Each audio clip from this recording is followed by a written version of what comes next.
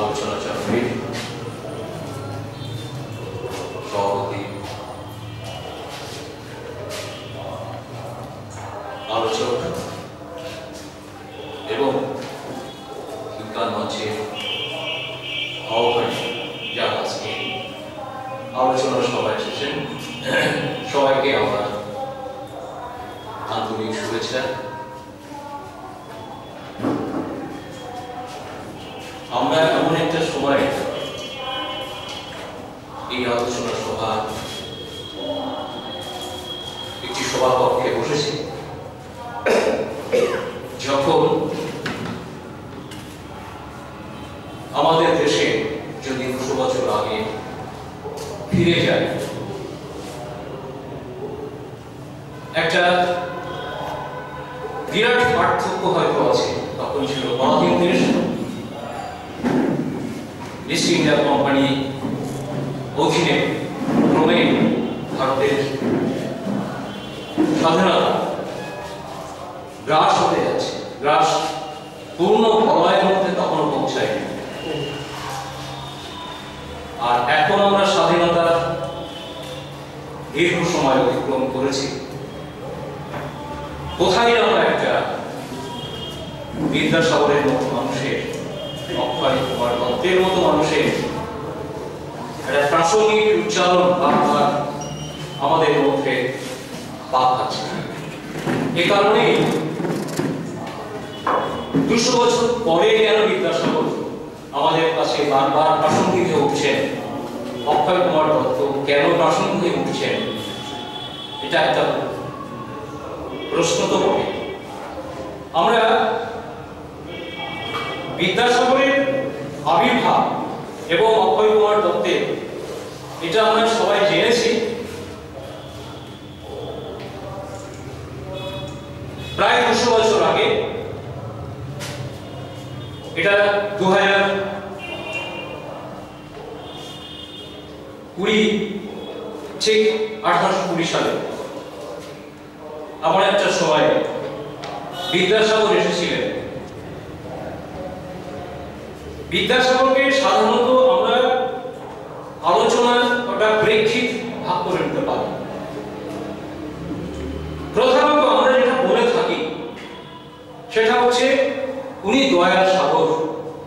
তাই আমরা যারা তার দ্বারা দয়া পেয়েছি, মূলত নারীদের কথা বলা হয়। নারীর শিক্ষার জন্য, নারীদের জন্য তিনি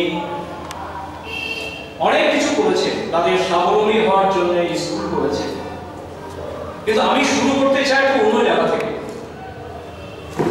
আজকে যে বাঙালির পরিচয়, আজকে যে আমরা বাঙালি যে পরিচয় দিচ্ছি, এই পরিচয় সম্ভবত বিদ্যাসাগরের হাত ধরেই আমরা পেয়েছি। আমি এই জায়গা থেকে বলতে চাই। এবং 1820 গেলে 1830-40 সালেও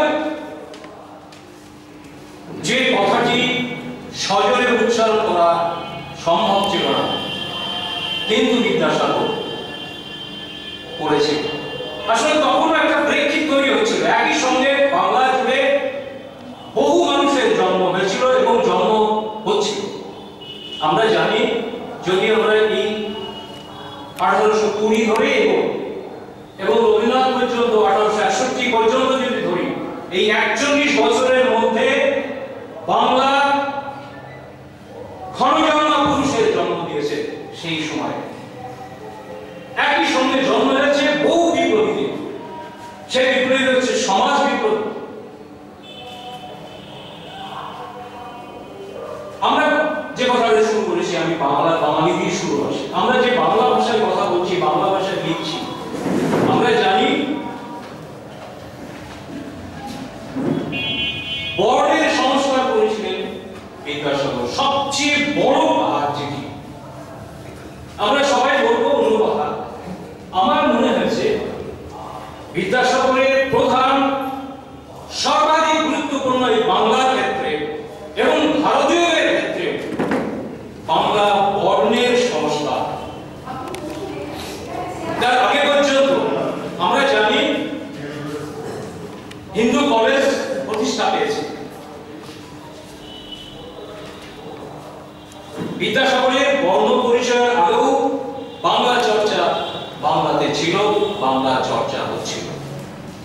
আমরা অনেকেই জানি না বর্ণের সংস্কার কি করেছিলেন। অনেকেই জানেন, হয়তো অনেকেই জানেন না। বিদ্যাসাগরের বর্ণ পরিচয় 1855 সালে, তার আগে পর্যন্ত আমাদের বাংলায় স্বরবর্ণ ব্যঞ্জনবর্ণ ছিল। কারণ বাংলা চর্চা স্বরবর্ণ ব্যঞ্জনবর্ণ যে পরে সংযুক্ত বর্ণ, মূল স্বরবর্ণ ব্যঞ্জনবর্ণ কটা ছিল বিদ্যাসাগরের বর্ণ পরিচয়ের আগে? স্বরবর্ণ ছিল 16টি। প্রথম আমাদের দেশে, আমাদের বাংলায় যদি প্রথম বর্ণের সংস্কার কথা বলা হয়,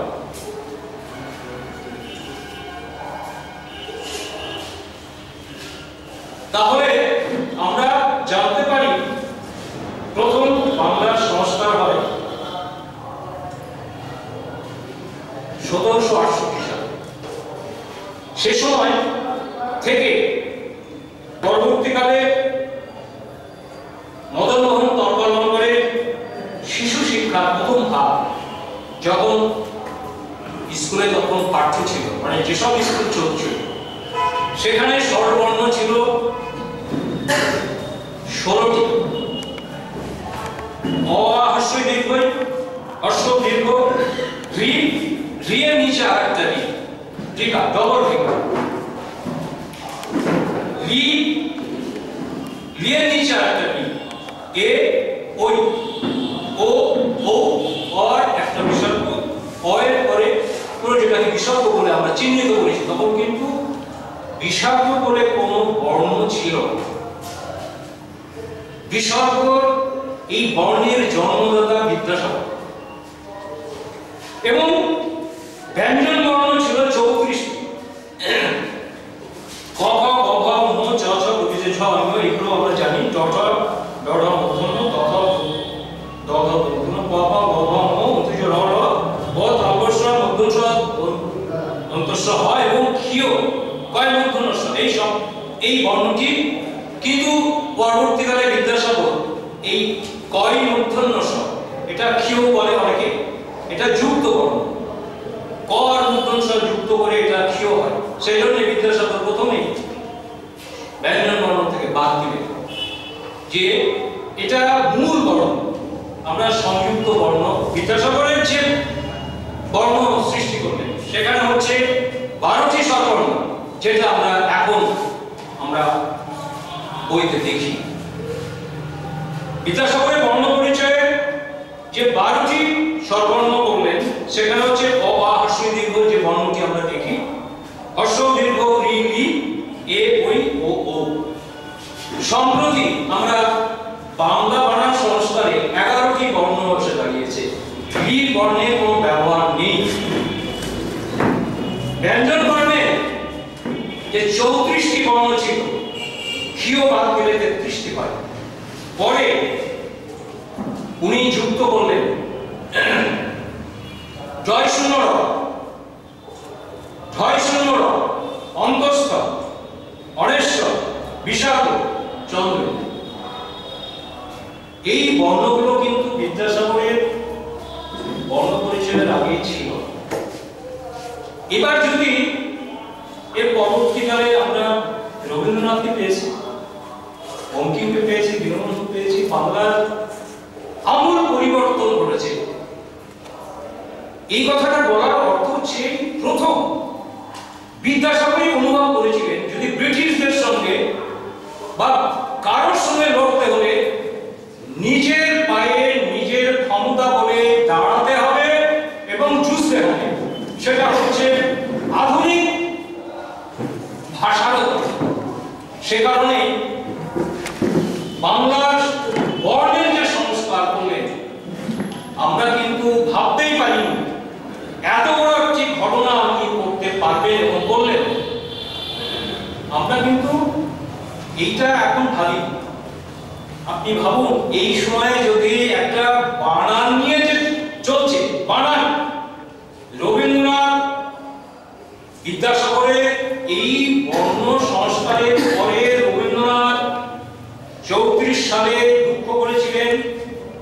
কিংবা 30 সালের পর থেকে উনি ভাবছিলেন বাংলা এবার উঠে যাবে, কারণ যদি বাংলা বানান বিধি বাংলাতে না থাকে, কেউ বানান, তাই বাংলা বিধি, বাংলা বানান বিধি এই সংকট কাটাতে পারে। এখনই যদি বাংলাকে বাঁচাতে হয়, অবিলম্বে বাংলা বানান বিধি রচনা করতে হবে। সেই চিঠির বলে বাংলা বানান বিধি সূত্রপাত হয়। আপনারা যেটা শিখে এসেছেন সেটাই বলেন, সেটাই লেখেন। তারা কিন্তু বাংলা বানান বিধির যে অনেকগুলো অভিধান আছে আমাদের, যে কোনো অভিধানই হোক, দেখা গেল কয়েকটা বানান নিয়ে ঢাকা এবং কলকাতার সঙ্গে কত পার্থক্য আছে, থাকতে পারে একটা দুটো বানান নিয়ে। কারণ যেমন চীন, চীন কি বিদেশি ভাষা না দেশীয় ভাষা, এটা নিয়ে মত পার্থক্য আছে। কেউ খুঁজছেন চীন বিদেশি ভাষা, কেউ বলছেন চীন এ দেশীয় ভাষা ছিল। সেই জন্যই, কারণ বিদেশি ভাষা যখন আমাদের দেশে বাংলায় ঢুকছে, তার একটা নির্দিষ্ট নিয়ম করা হচ্ছে। নিয়মটা কি? বিদেশি যে ভাষা বাংলায় ঢুকবে, ইকার সব সময় অস্বীকার হবে। আমরা অনেকেই এটা ফলো করি না, এই জন্য ইংরাজি মানে যেমন লাইব্রেরি, ফেব্রুয়ারি আমরা দেখি, কিন্তু আমরা এই বানান বিধি আজকে তৈরি হয়নি। বানান বিধি রবীন্দ্রনাথের, উনি মারা গেলেন, তারপরে দ্বিতীয় বিশ্বযুদ্ধ, তারপরে দেশভাগ, দু দেশই বানান বিধি মেনে নিয়েছে। সেই বিধিতে বলা আছে বিদেশি ভাষা যদি বাংলাতে সরাসরি প্রবেশ করে, ইকার অস্বীকার। এই জন্য ফেব্রুয়ারি, লাইব্রেরি এই ধরনের দন্তস্ব, সকাল দন্তস্ব, স্টেশন আগে মধ্যস্ব লেখা হতো, স্টোর মধ্যস্ব লেখা হতো, এখন কিন্তু দন্তস্ব লেখা। যাও প্রথম বিদ্যাসাগর এই যে বাংলা, যেটা আমরা যে সংস্কৃতির উপরে দাঁড়িয়ে থাকবো, অন্যদেরকে লড়াই করবো, আমরা শ্রেষ্ঠ বলে দাবি করবো, সেই জায়গায় প্রথম আঘাত না আধুনিক জনকের সৃষ্টি হলো বিদ্যাসাগরের। কি বলবো, আমরা এটা ভেবে রাখি, ভেবে নিই যে এত বড় ঘটনা আমাদের কিন্তু খুব বেশি আলোচনায় আনা হয় না। এই আরেকটা ঘটনা ঘটেছিলেন বর্ণ পরিচয়ের মধ্যেই। আমরা জানি আমাদের দেশে পূজা পেয়ে এসেছে রাজা অথবা খুব অর্থবান শিক্ষিত মানুষরা খুব কম পূজা পেয়েছে, এবং সেই শিক্ষিতরাই পূজা পেয়েছেন যা রাজার গুণগান করেছেন। আমাদের দেশে বহু কবি লেখকদের আমরা পেয়েছি কোন জমিদারের সভা কবি হিসাবে, কিন্তু তিনি কখনোই সেই রাজার বিরোধিতা করতে পারেন। যদি করে থাকেন তার নির্বাসন হয়েছে, হয়তো একটা দুটো ক্ষেত্রে ব্যতিক্রম হতে পারে। এই জায়গায় বিদ্যাসাগর একটা বর্ণ পরিচয় রাখাল বলে একটা শব্দ উনি ব্যবহার করেছেন, নিশ্চয়ই আপনারা দেখে থাকবেন। রাখাল, রাখাল শব্দটা আমরা কিন্তু একদম মাস রিপিটের মধ্যে ফেলে দিতে পারি। রাখাল তো গরু চড়াই, আমরা হয়তো এটা ওইভাবে ভাবিনি কখনো। রাখাল পাঠ্য হয়ে গেল রাখাল শব্দটি। ভাবুন 1855 সালে রাখালকে পাঠ্য করাচ্ছে বড়লোকদের পরিবারের মধ্যেও, উচ্চবর্ণ নিম্নবর্ণ সব বর্ণের মধ্যে রাখাল ঢুকে পড়ছে। রাখালকে যে সবচেয়ে বেশি নিকৃষ্ট একটা পরিবারের, সে গোয়ালে থাকে বা কোনো একটা আশ্রমে থাকে বা গরিব একেবারে অন্তস পরিবারের যে গরু রাখালি করে, এই শব্দটি খুব নিঃশব্দে বিদ্যাসাগর আমাদের ছোট শিশু মনের মধ্যে রাখালের একটা কনসেপ্ট, একটা ধারণা কিন্তু নিয়ে। ভাবুন সমাজ বিজ্ঞানীরা কি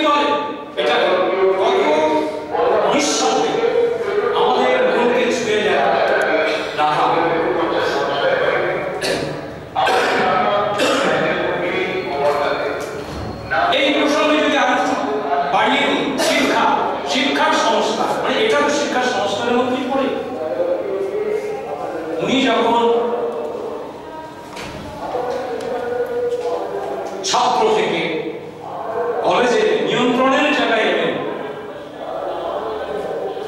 আসলে ক্ষমতার প্রয়োগ, আমরা বলি ক্ষমতার অপপ্রয়োগ, অপব্যবহার। তার ক্ষমতাকে প্রয়োগ করতে হবে, কোনখানে প্রয়োগ করতে হয়, কখন প্রয়োগ করতে হয়, কার কাছে প্রয়োগ করতে হয়। বিদ্যাসাগর একটা উদাহরণ, একটা পাহাড় সমান উদাহরণ, কি আকাশ সমান উদাহরণ, কিংবা আকাশ ছাড়িয়ে যাওয়ার উদাহরণ। আমরা জানি সেই সময় সেরা পীঠস্থান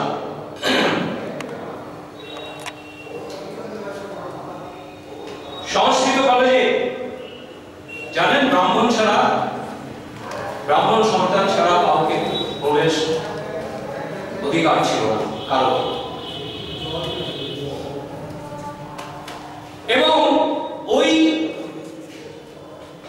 সিদ্ধান্ত থেকে নতুন কোনো সিদ্ধান্ত সৃষ্টি করার সময় মানে যে সংঘাতটা শুরু হলো সেটা হচ্ছে বেদান্ত নিয়ে। বেদান্ত অভ্রান্ত না ভ্রান্ত? বেদান্ত যে যাকে নিয়ে লড়াই, যদি আজকের অবস্থানটা যদি বলি আমাদের ভারতবর্ষে, সেই জায়গাটায় কি বললেন, বেদান্ত সিদ্ধান্ত অনুযায়ী সংস্কৃত কলেজে একাদশী ছুটি ছিল। একাদশী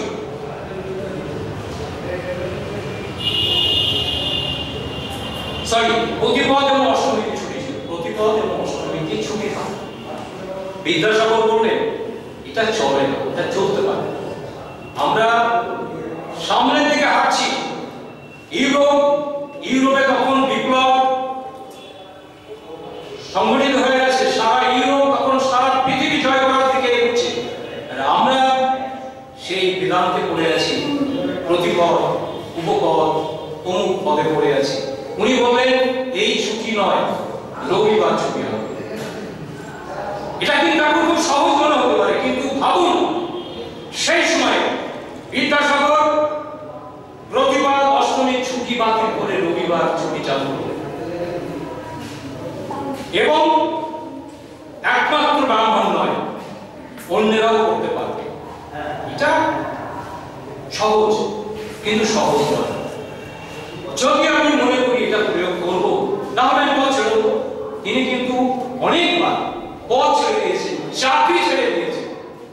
আমরা জানি অনেকবার চাকরি, এবং শেষের দিকে উনি চাকরি ছেড়ে দিয়ে বলেছিলেন আমি বই লিখে বিক্রি করে যা হবে তাতেই আমার স্কুলের খরচ চালাবো।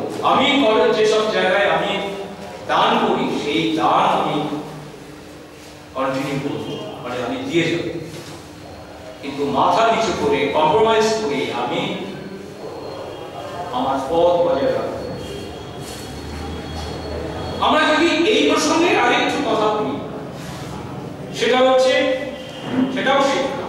আমরা সেই সময় যখন বিদ্যাসাগর বা বাংলা গদ্যে আমরা যখন বর্ণের কথা বললাম, তাহলে বাংলা গদ্যটা কিভাবে এলো? তখন কি গদ্যের ফর্ম সেভাবে এসেছিল? আমরা জানি আগে সভাকবিরা কবিতা লিখতেন। রামায়ণ মহাভারত সংস্কৃতের যুগে আমরা সংস্কৃতের সেই ধারাটি বাংলায় আমরা কবিতার ভাষ্যকে পেয়েছি নানান ভাবে। বিদ্যাসাগরের আগেও গদ্য চর্চা শুরু হয়, কিন্তু বিদ্যাসাগরকে কেন আমরা গুরুত্ব দিচ্ছি, কেন তাকে বাংলা গদ্যের জনক বলছি? এটা শুধু আমরা বলছি না, খোদ রবীন্দ্রনাথ তিনি বলেছেন যে যদি গদ্যের প্রথম কেউ শিল্পী থাকে, গদ্যের শিল্পী, তিনি বিদ্যাসাগর। একজন শিল্পী কাকে বলে? একটা জনক, একটা সৃষ্টি যে করেন, একটা ছবি আঁকছেন, যেমন তেমন করে গ্রাফ এঁকে দিয়ে হয়ে গেল, কিন্তু তার শিল্পবোধটা কিন্তু ফুটে যেত। এই যে শিল্পবোধ যখন এই ছবির মধ্যে থেকে বেরিয়ে আসবে, ছবির অনেক রূপ আছে, কবিতার জন্য অনেক রূপ আছে, গদ্যের অনেক রূপ আছে, একটা মানুষের বহু রূপ আছে। বাইরে থেকে দেখছি, এটা অন্তর্দৃষ্টি থেকে একটা দেখছি। এই দেখা একটা শিল্প, এই দেখাটা যখন নানান ভাবে, নানান অর্থভাবে উঠবে আমাদের কাছে, তখন তার শিল্প মহিমা আমরা আমাদের কাছে ধরা দেব। এইটা বলতে প্রথম বিদ্যাসাগর আনলেন এবং সেখানেও কিন্তু আধুনিকতার পরিচয় দিয়েছেন। সারা বিশ্বে যখন ইউরোপ তারা করে আসছে আমাদের দেশে, উনি শেক্সপিয়ারকে বেছে নিলেন ইউরোপ থেকে সবচেয়ে সেরা লেখক, নাট্যকার, কবি, দার্শনিক যেভাবে আমরা বলে গেলাম, শেক্সপিয়ারকে বেছে নিলেন। আর বেছে নিলেন আমাদের দেশে সংস্কৃত ক্লাসিক অভিজ্ঞান শকুন্তলম। এই বই অনুবাদ করলেন বাংলায় এবং সেই অনুবাদ বলা যেতে পারে সম্পূর্ণ অন্য ধারা। শেক্সপিয়ারের কমেডি অফ এরর্স তিনি যেন বাংলার কোন চরিত্র রচনা করলেন। কমেডি অফ এরর্স এর যে চরিত্রগুলো ছিল সে নামকরণ বদলে দিলেন এবং হয়তো দেখা গেল মনে হতে পারে যখন আমরা যারা কমেডি অফ এরর্স এর আমরা যারা গল্পটা জানি, জমস মালিক, এই জমস ছেলে তার চাকর জমস, এটা নিয়ে গন্ডগোল কমেডি, খুব মজাদার গল্প। তিনি এবং পরবর্তীকালে এই কমেডি বিদ্যাসাগরে যেন এমন ভাবে পরিবেশন করলেন, অনেকে অনেক জায়গায় ভুল করে ফেলেন, এটা বিদ্যাসাগরই বুঝিলেন এবং এটা সিনেমা হয়েছে বিদ্যাসাগরে। আবার রবীন্দ্রনাথের ভাষায় যেটাকে বলা যায় বাংলা ভাষার বিকাশে বিদ্যাসাগরের প্রভাব কিরূপ কার্যকরী আছে এখানে তার স্পষ্ট করে নির্দেশ করা আবশ্যক। বিদ্যাসাগর বাংলা ভাষায় প্রথম যথার্থ শিল্পী ছিলেন, এটি রবীন্দ্রনাথের নিজস্ব লেখা। তৎপূর্বে বাংলার গদ্য সাহিত্যের সূচনা হইয়াছিল, কিন্তু তিনি সর্বপ্রথম বাংলা গদ্যে কলা নৈপুণ্যের অবতারণা করেন। ভাষাটি কেবল ভাবের একটা আধার মাত্র নয়, তাহার মধ্যে যেন তার অনুকরণ নেই। কতগুলো বক্তব্য বিষয়ে ক্রিয়া দিলেই যে কর্তব্য সমাপন হয় না, বিদ্যাসাগর দৃষ্টান্ত দ্বারা তাহাই প্রমাণ করিয়াছেন। তাহলে রবীন্দ্রনাথের সেরা মূল্যায়ন, যদিও এই যে পাঠে সবটা বলা হয় না, রবীন্দ্রনাথ তার দুটি লেখায় বিদ্যাসাগর চরিত জীবনকে অসাধারণ ব্যাখ্যা করেছিলেন। যারা পড়েছেন তারা পুরো লেখাটা যারা পড়েছেন জানেন, অসাধারণ এমন প্রাঞ্জল এবং এমন মেধা এবং শৌর্য ওই লেখার মধ্যে বিদ্যাসাগরকে আমরা পেয়েছি, যে বিদ্যাসাগর পড়লে ভাবলে বিস্মিত হতে হয় যে তিনি কি।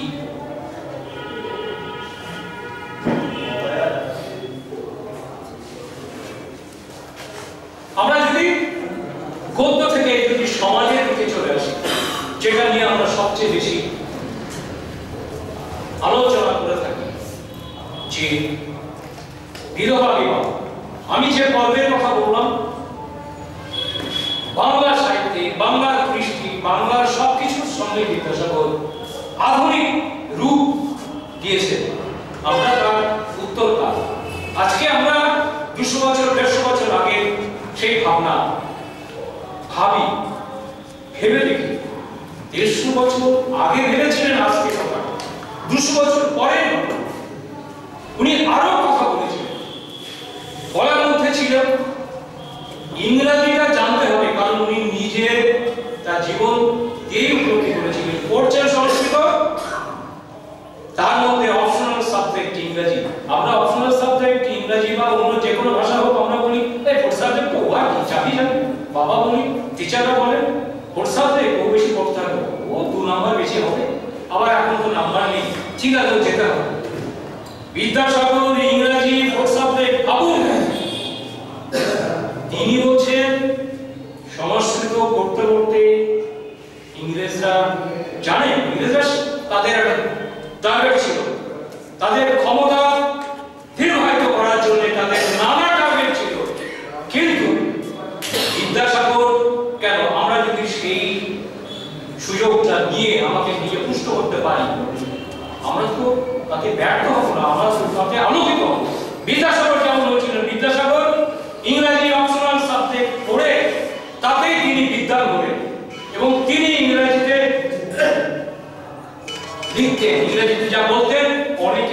করেও করতে পারেন।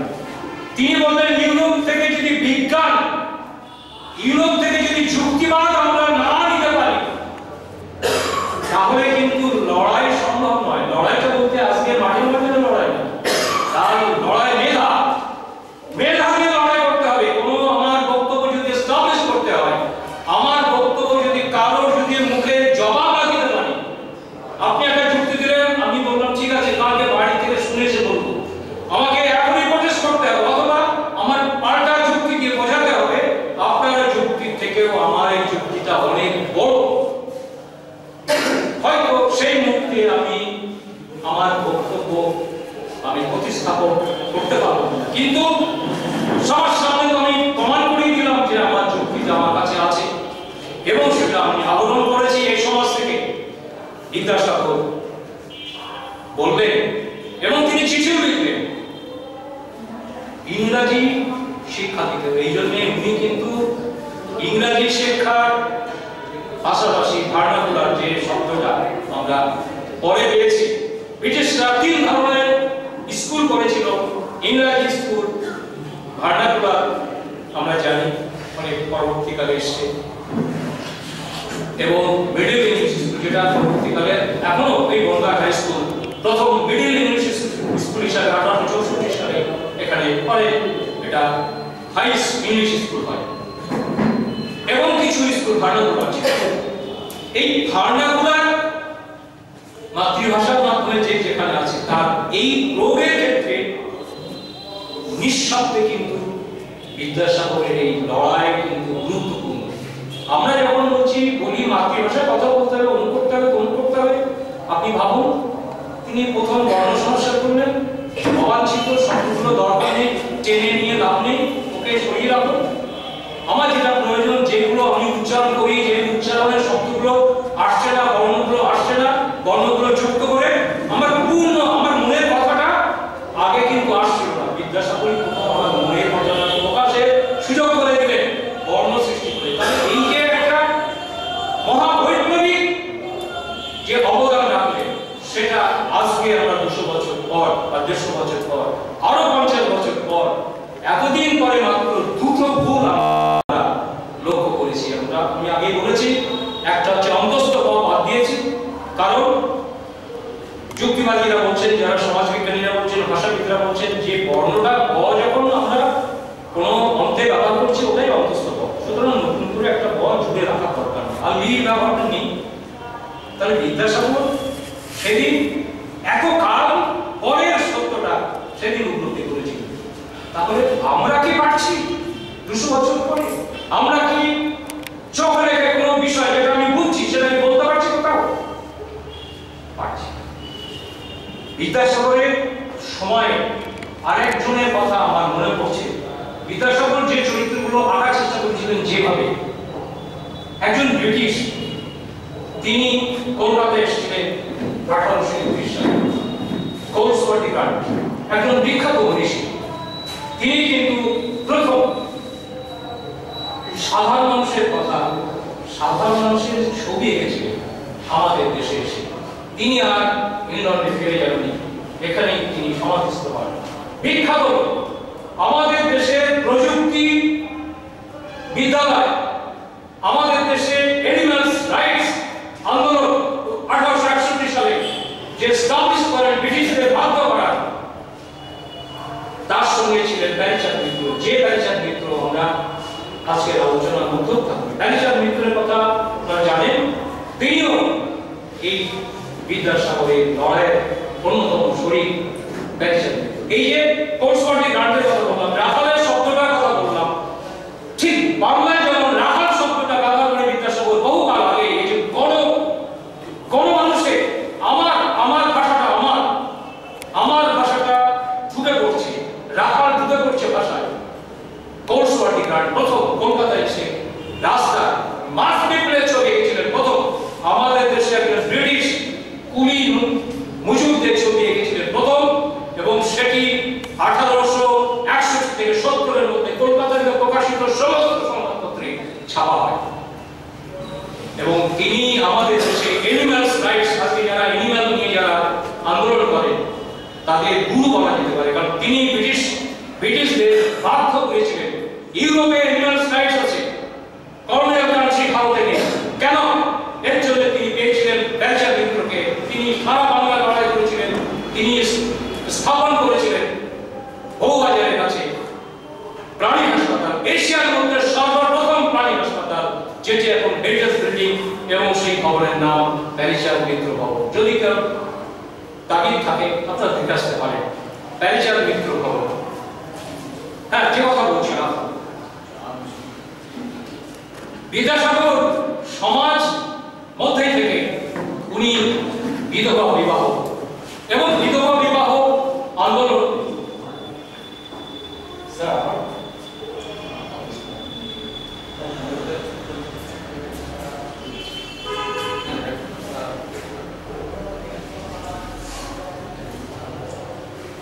বিদ্যাসাগরের সবচেয়ে বেশি আমরা বলে থাকি মুভমেন্ট তার ছিল বিধবা বিবাহ, স্ত্রী শিক্ষা প্রসার, কোনটাই কম না। তার কোন আন্দোলন, কোন মুভমেন্টকে কিন্তু কোনটা থেকে কম না। একটাও গদ্যের জনক রবীন্দ্রনাথই বলে গেছে, আমরা তো বলবো যদি বলা হয় বিধবা বিবাহ, বিধবা বিবাহ বিদ্যাসাগরের আগেও অনেকে লড়াই করেছেন, সফল। বিদ্যাসাগর লড়াই শুরু করলেন, তার সঙ্গে অনেকে ছিলেন, কিন্তু লড়াই শেষ পর্বে আমরা জিততে পারছি। উনি এই লড়াই করতে গিয়ে আর একজনের কথা আমরা বলবো, সেটা হচ্ছে অক্ষয় কুমার দত্ত। তার আলোচনাও হবে আর তত্ত্বাবধানী যে সভা তৈরি হয় কলকাতায়, অনেকটা ব্রাহ্ম, যেটাকে বলা হয় ব্রাহ্ম সমাজে বা ব্রাহ্ম সমাজ মুখপাত্র হিসাবে অক্ষয় দত্ত পরবর্তীকালে সম্পাদনায় আসে। তার মধ্যেও বিদ্যাসাগর ওই পত্রিকা গোষ্ঠী বা ওই সভার সম্পাদক মণ্ডলীর সদস্য হন এবং তিনি একাধিক পত্রিকা সম্পাদনা করেছেন।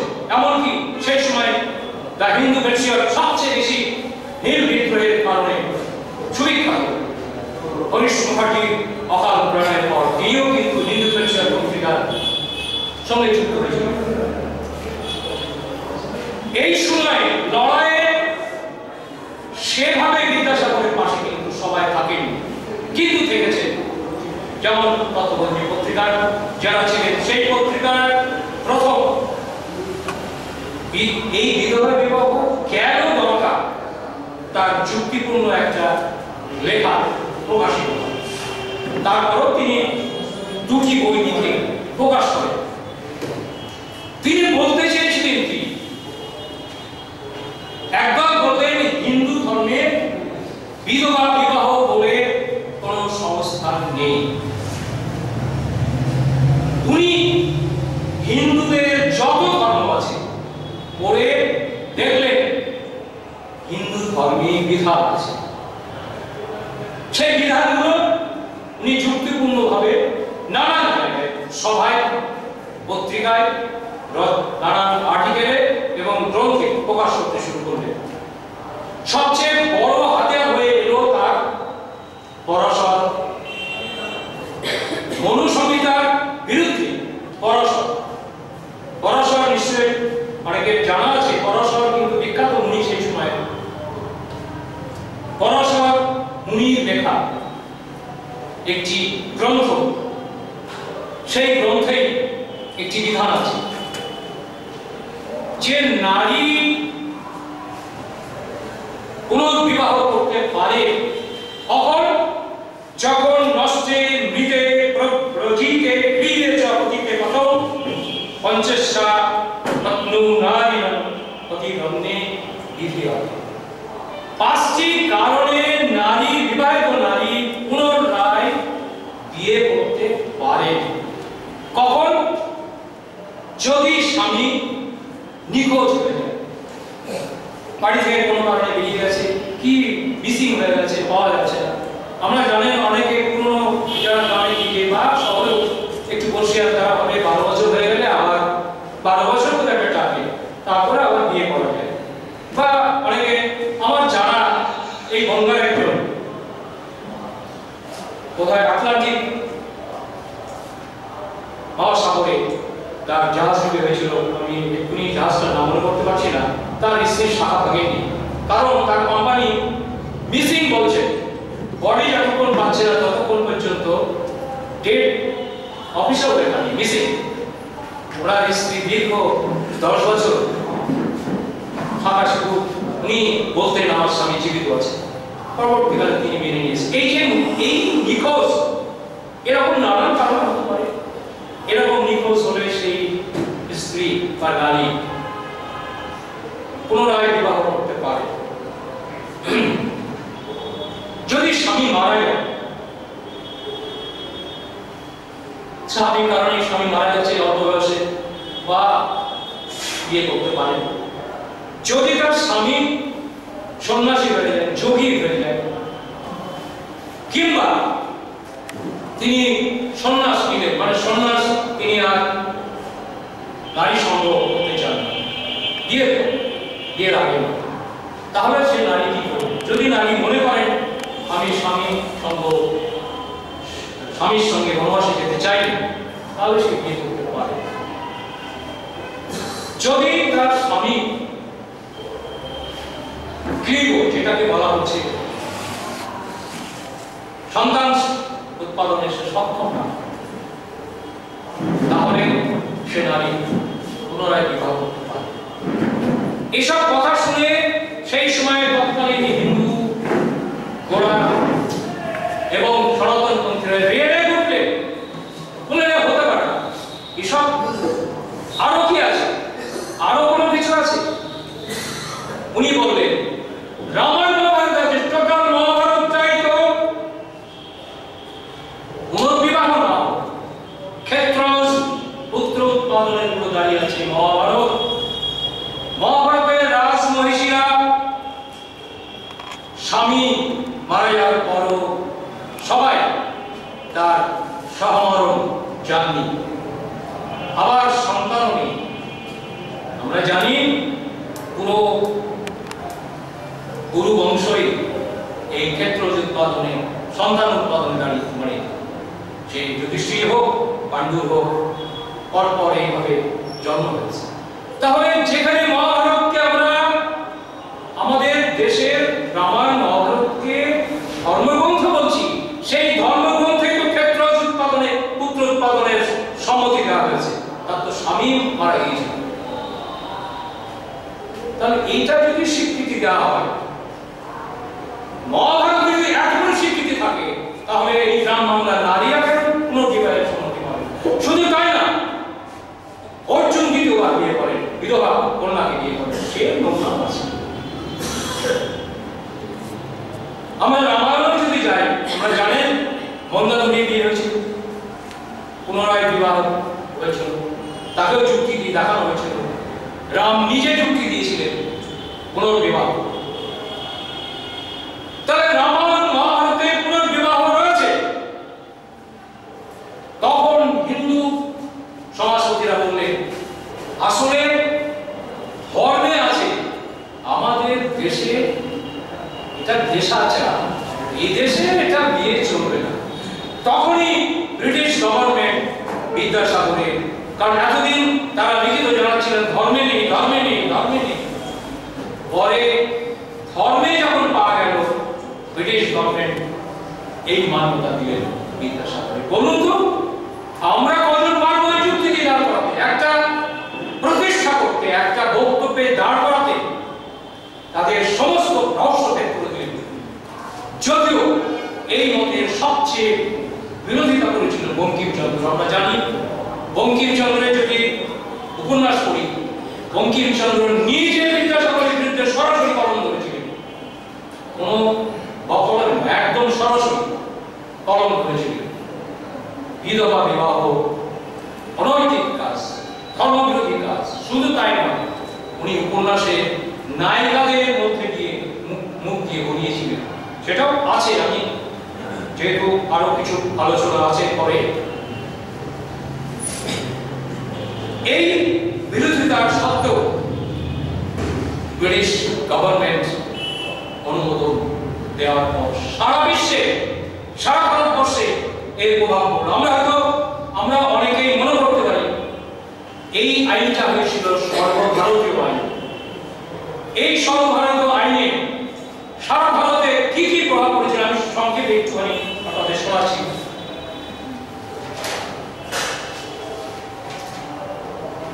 বিদ্যাসাগরের জন্ম হয়। কিরকম বিদ্যাসাগর? এই আইনের প্রাবল্যে সারা ভারত ভেসে যাচ্ছে, নেপাল থেকে একদম গুজরাট পর্যন্ত। আজকে গুজরাটের কথা বারবার মনে হয়, কিন্তু এই গুজরাটেই কিন্তু এই বিদ্যাসাগরের বিবাহে, এই বিধবা বিবাহে আন্দোলনের ঢেউ আসতে পড়ে। বিদ্যাসাগরের প্রতিটি কাজে সর্বভারতীয় সময় বিপুল আলোড়ন করে। উড়িষ্যার বিদ্যাসাগর, মহারাষ্ট্রের বিদ্যাসাগর, অন্ধ্রের বিদ্যাসাগর, দক্ষিণের বিদ্যাসাগর নামে সমাজে নতুন নতুন সমাজ সংস্কারের আবির্ভাব হয়।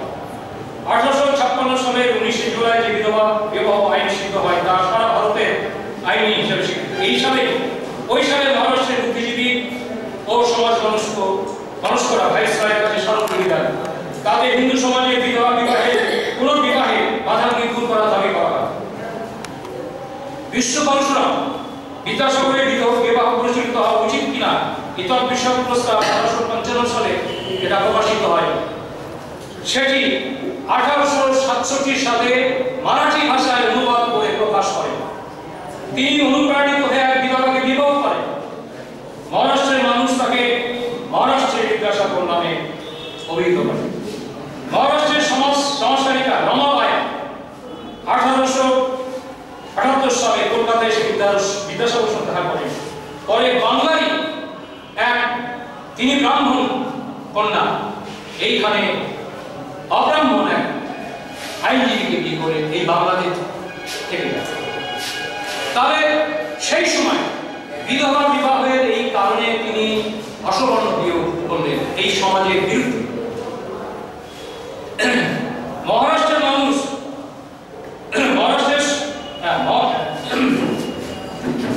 1873 সালে এক মারাঠি লেখক কলকাতায় বিদ্যাসাগরের সঙ্গে দেখা করেন। সেই সাক্ষাতের বিবরণ জ্ঞান প্রকাশ নামের একটি মারাঠি পত্রিকায় প্রকাশ হয় এবং পরে এই লেখাটি লন্ডনের জার্নাল অফ ন্যাশনাল ইন্ডিয়ান অ্যাসোসিয়েশনে প্রকাশিত হয়। অন্ধ্রের এই বিদ্যাসাগরের প্রভাব অন্ধ্রের উপর পড়ে। অন্ধ্রের কান্দুপুরি বীরেশলিঙ্গম পান্টুর, ইনি হচ্ছেন অন্ধ্রের উইডো রিভারেজ অ্যাসোসিয়েশন নামে একটি সংগঠন গড়ে তোলেন এবং বিদ্যাসাগর এই সংবাদ পাওয়ার পর তিনি বিদ্যাসাগর নিয়ে চিঠি লেখেন। উত্তর ভারতে কেরলে, মাদ্রাজে, পাঞ্জাবে, উড়িষ্যায়, অসমে ব্যাপক প্রভাব পড়ে। এমনকি অসমে প্রথম বিবাহ করেন গুণাভিরাম। ইনি বিষ্ণুপ্রিয়া নামে এক বিধবাকে বিয়ে করেন। গুণাভিরাম রামনবমী নামে ব্রাহ্মণ বিধবাদের সমস্যা নিয়ে নাটক করেন। গুণাভিরামের কন্যা স্বর্ণলতা বিধবা হলে তিনি বাবার মতোই পুনর্বিবাহ করেন। এছাড়া আমরা পরবর্তীকালে দেখেছি বিদ্যাসাগরের এই উদ্যোগ এবং তার জীবনী আরো অনেক সাহিত্য একাডেমি সমস্ত ভাষায় অনুদিত হয়ে সারা ভারতবর্ষে ছড়িয়ে দেওয়ার ব্যবস্থা করে। এই সময়ে এই ঘটনার পরিপ্রেক্ষিতে রয়্যাল এশিয়াটিক সোসাইটি ইংল্যান্ডে 1864 সালে তার কাজের স্বীকৃতি হিসাবে ফেলো মনোনীত করে। 1880 সালে ভারত সরকার CIE the most eminent order of the Indian empire for the companion of education উপাধি দেন। এছাড়া জার্মান ভাষায় একজন বিখ্যাত স্কলার বিদ্যাসাগরের অনেকগুলি লেখা জার্মান ভাষা অনুবাদ করে সে দেশে প্রকাশ করে। আমি শেষ করব, বিদ্যাসাগরের বহু দিক আছে, বহু অংশ আছে। তত্ত্ববোধনী সঙ্গে তার কাজের ধারা, পত্রিকা, কবিতা, তিনি সংস্কৃত কবিতা লিখেছিলেন। আমাদের একজন বিখ্যাত কবি, বাংলায় এখন তিনি জীবিত আছেন, অমিতাভ গুপ্ত, তিনি আমাদের পত্রিকায় বিদ্যাসাগর সম্পর্কে আমাদের 2008 সালে একটা বই বের, তাতে লিখছেন যদি বিদ্যাসাগর কেবলমাত্র সংস্কৃত কবিতা নিয়েই থাকতেন তাহলে তিনি আসমুদ্র হিমাচলে তিনি বিখ্যাত সংস্কৃত কবি হিসাবে আখ্যায়িত হতে পারতেন, আর কিচ্ছু করা দরকার নেই। এরকম মাপের তিনি সংস্কৃত ভাষায় কবিতা লিখেছেন। ফলে তিনি যেখানে হাত দিয়েছেন, যা করেছেন, আসলে তিনি নিজেকে তৈরি করেছিলেন। আজকে যে সবচেয়ে বড় যেটা জিনিস দরকার সেটা হচ্ছে যুক্তি। এই যে বিজ্ঞান মানুষের কথা বলছি, বিজ্ঞানের পাশে যে যুক্তি বাদ দিয়ে এই সমাজের উত্তরণ, সমাজের যে অগ্রগতি, এটা কি যুক্তিকে বাদ দিয়ে? এটা কোনোদিন হতে পারে না। বিদ্যাসাগর যে 200 বছরের পরে জন্মানোর পর থেকে প্রতিটি স্টেপিং যে আধুনিকতার জন্ম দিয়েছেন, আধুনিকতার যুক্তিকে তিনি প্রশ্রয় দিয়েছেন, আশ্রয় করেছেন, সেই যুক্তি আজকে উত্তর প্রজন্ম যদি গ্রহণ না করে, তাকে যদি এড়িয়ে আমার প্রতিষ্ঠাকে, আমার ভাবনাকে, আমার মূল্যায়নকে যদি প্রতিষ্ঠা না করতে পারি, তাহলে কোনো মূল্য থাকে না। আমাদের কাজ বিজ্ঞান মনুষ্য শুধু খাতার মধ্যে না, আমার কাজে প্রকাশ করতে হবে। বিদ্যাসাগরের জন্মদিন আলোচনা তখনই সার্থক যদি বিদ্যাসাগরের প্রতিটি স্টেপিং তিনি 200 বছর আগে সমাজের বিরুদ্ধে লড়াই করেছেন। তিনি 200 বছর আগে আরেকটা কথা বলে শেষ করবো। আপনারা জানেন 1970 সালে এই বিদ্যাসাগরের মূর্তি ভাঙা নিয়ে ভাঙা হয়।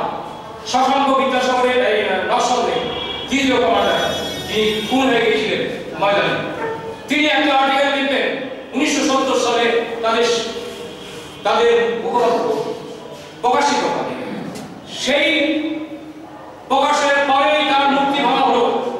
এই মূর্তি ভাঙার বিরুদ্ধে নকশালদের আর একটা গোষ্ঠী তীব্র আলোড়ন সৃষ্টি করে সেদিনই মিছিল করে রাজপথে, এবং তার একটি পত্রিকা বের করে, এবং সেই পত্রিকার কভারে লিখেছিলেন শিল্পী রামকিঙ্কর বেলিস, এবং সম্ভবত তার সম্পাদনা করেন, কারণ তার সঙ্গেও আমার সম্পর্ক আছে। তিনি আমার বিদ্যাসাগরের বইয়ের উদ্বোধন করেন।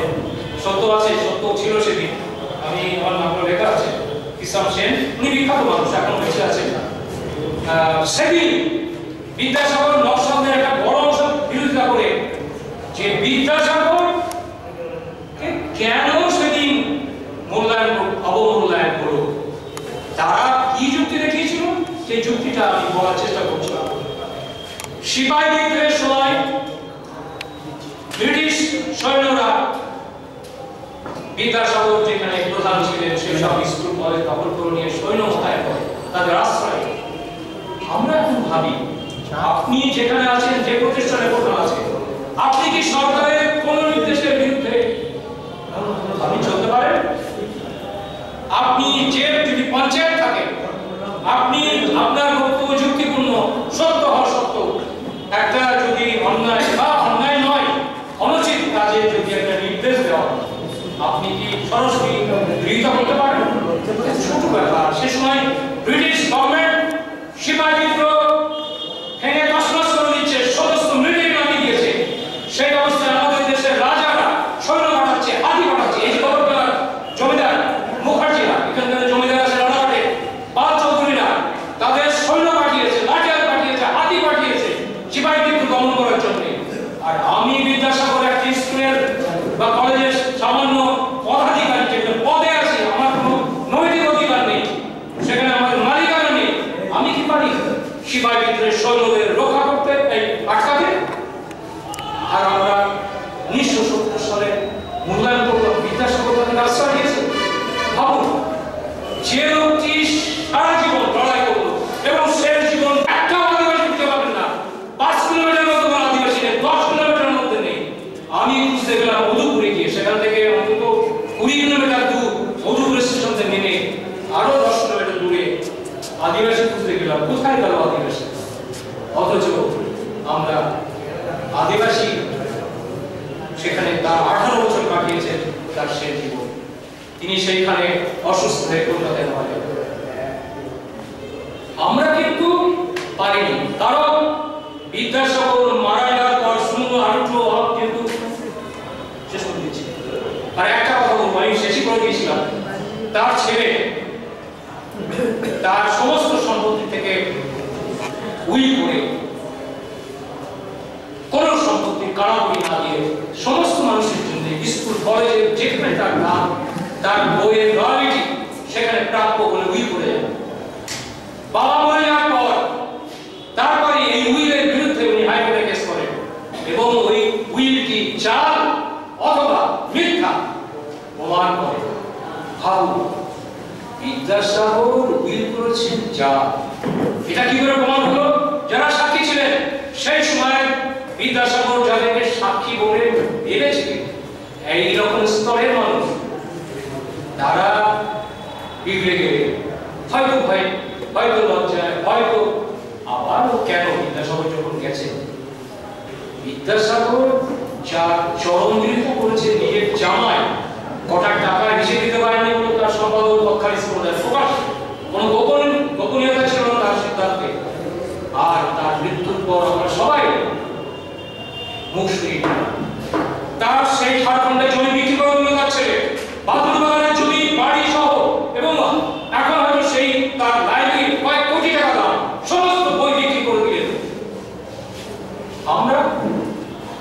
আমরা সেই সময় বাঙালিরা আমরা কেউ কিনতে পারলাম না সেই জমি। সেই হ্যাঁ, অনেক কাল পর উত্তর পর্যন্ত বিহারের বাঙালিরা সেই জমি নিজেদের টাকা তুলে 1 টাকা কুপন তুলে সারা বিহারের বাঙালিরা সেই জমি পুনরুদ্ধার করেছে। এটাই আমাদের উত্তর প্রজন্মের কাছে এটাই স্বপ্নের এবং আনন্দের এবং আমাদের আশা। আজকের এই সভায় আমি এসে আপনাদের সামনে বিদ্যাসাগর সম্পর্কে অল্প কিছু যেটুকু সম্ভব বললাম। বলতে গিয়ে সাধারণত আমি বলতে একটু উত্তেজিত হয়ে কিছু বেরিয়ে যেতে পারে।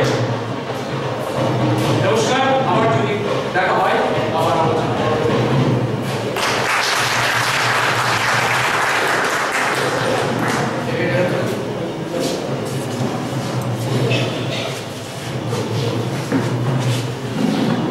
ধন্যবাদ বিশিষ্ট সাংবাদিক এবং প্রাবন্ধিক নারায়ণ মণ্ডল মহোদয়কে তার মূল্যবান বক্তব্য উপস্থিত করার জন্য। এখন আমাদের মধ্যে উপস্থিত হয়েছেন, অনেকক্ষণ আগে এসেছেন, পশ্চিমবঙ্গ বিজ্ঞান মঞ্চের রাজ্য কমিটির সহ সম্পাদক, উত্তর 24 পরগনা জেলা কমিটির সভাপতি সৌরভ চক্রবর্তী। তাকে আমি মঞ্চে আসার জন্য অনুরোধ করছি।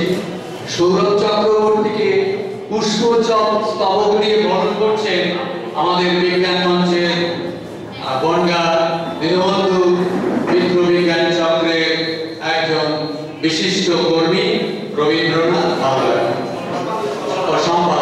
সম্পাদক রবীন্দ্রনাথ ভাদুড়ী।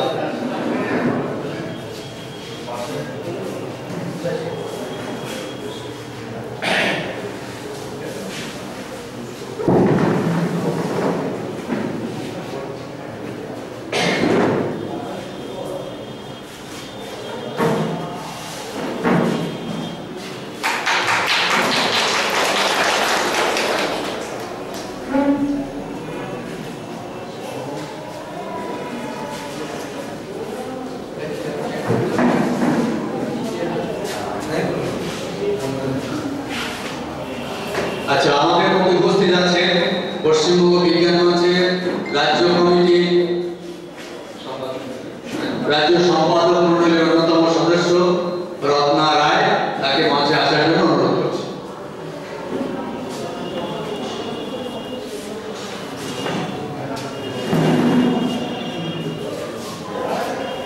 এখন আচ্ছা, বাইরে যারা চলে গিয়েছেন তারা দয়া করে ভেতরে আসুন, এখন আলোচনায় অংশগ্রহণ করবেন। আমরা প্রথম আলোচকের আলোচনা শুনলাম, খুব সুন্দরভাবে ব্যাখ্যা করলেন। এরপরে সৌরভ চক্রবর্তী এবং সত্যজিৎ বন্দ্যোপাধ্যায় বলবেন। আমরা বাইরে যারা ইতস্তত ঘোরাঘুরি করছেন আপনাদের কাছে অনুরোধ করবো আপনারা ভেতরে চলে আসুন। আর আমাদের বন্ধুদের যে আপনারা 4